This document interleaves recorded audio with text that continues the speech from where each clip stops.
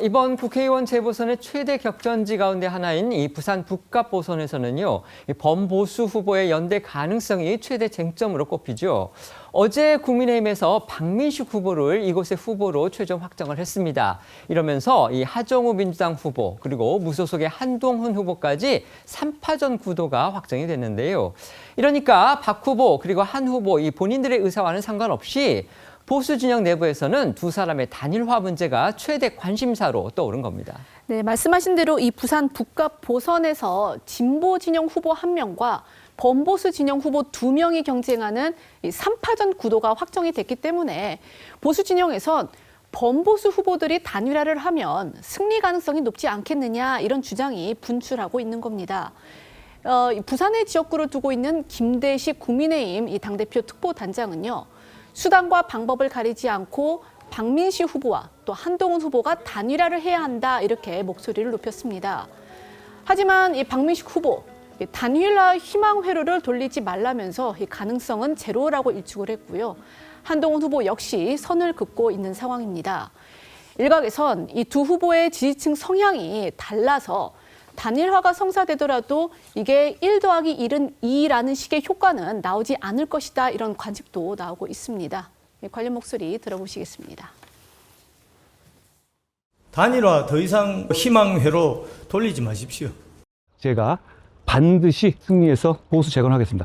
이거는 저는 분명히 하지 않으면은 보수가 이 지역에서 어렵다. 그래서 수단과 방법을 가리지 않고 저는 단일화를 해야 된다.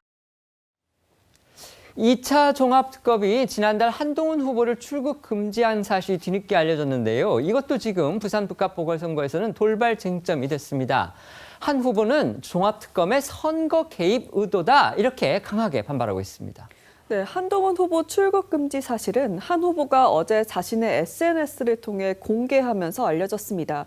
이러자 특검은 곧바로 공지를 통해 출국 금지 조치를 인정하면서 윤석열 대통령실의 수원지검 수사 개입 의혹과 관련해 피고발인으로 고발장이 접수됐기 때문이라고 설명했습니다. 특검이 지목한 사건은요, 이른바 쌍방울 대북 송금 관련 사건 수사입니다. 이 사건 수사 당시에 한 후보가 법무부 장관이었던 점을 들어서 한 시민단체가 이제 형사 고발장을 냈는데요. 특검은 그 고발이 있기 때문에 한 후보를 출국 금지 조치했다 이렇게 지금 밝힌 겁니다. 하지만 일반인들로서는요, 누가 이제 출국 금지를 당했다 이렇게 하면 뭔가 잘못한 게 있어서 그러지 않았겠느냐 이런 생각을 가지기 쉽죠. 때문에 한 후보 이 선거 출마가 확정적인 지난달 그 12일, 13일 이때 상황에서 종합특검이 한 후보를 콕 집어서 출국 금지를 내린 건 결국 한 후보를 흠집내고 선거에 개입하려는 의도다 이렇게 지금 주장하고 있는 겁니다. 맞습니다. 한동훈 후보가 공개한 문건에 따르면요. 출국 금지는 지난달 13일자로 내려졌고요. 기간은 다음 주 화요일까지로 명시돼 있는데요. 한 후보 측은 특검이 무리수를 두고 있다고 반발하면서 선거 개입은 안 된다. 정치적 일정에 영향을 미치려는 의도가 아니냐고 의심했습니다.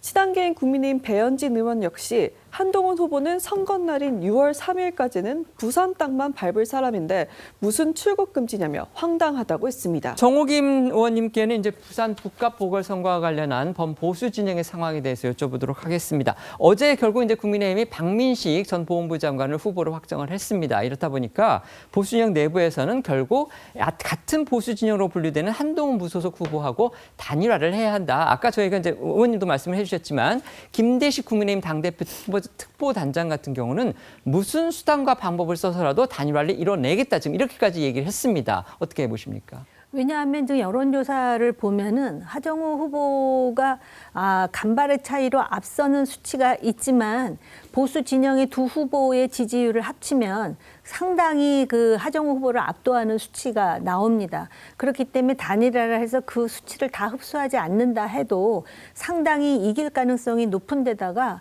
이 지역의 보수 지지자들은 단일화를 원합니다. 그 여론조사에 보면 60% 이상이 단일화 해야 된다라고 얘기를 하고 있고 있고요.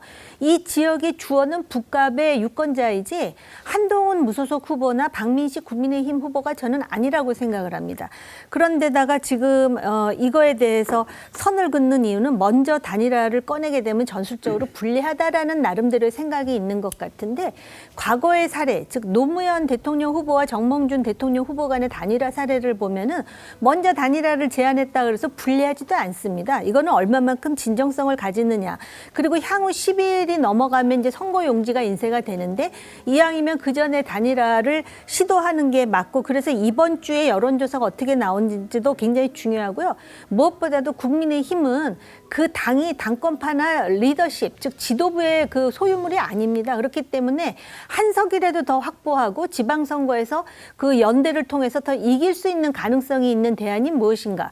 그런 차원에서 아까도 말씀드렸지만은 그 당내의 특보단장인 김대식 의원의 이런 주장은 합리적이라고 봅니다. 네. 아까 의원님께서 이제 그 지금 현재 나오고 있는 그 여론조사에서 한동훈 후보가 약간 앞선다 말씀하셨는데 한동훈 후보가 뒤지는 것도 있고요. 그다음에 두 후보, 그러니까 범보수 진영의 박민식, 한동훈 두 후보의 수치를 합산하면 이제 그 민주당 후보를 앞설 수 있다, 이길 수 있다 이렇게 말씀을 하셨는데 이게 전문가들에 따르면 반드시 두 후보의 수치를 합산한다고 해서 그게 또 그 결과로 그대로 이어진다 이런 보장이 없기 때문에 이 합산하는 거는 별로 의미가 없다. 지금 이런 말씀을 제가 또 드리겠습니다. 아까 제가 한동훈 후보가 앞선다 그러지 않고요. 네네. 하정우. 하정우. 네네. 네네네. 죄송합니다.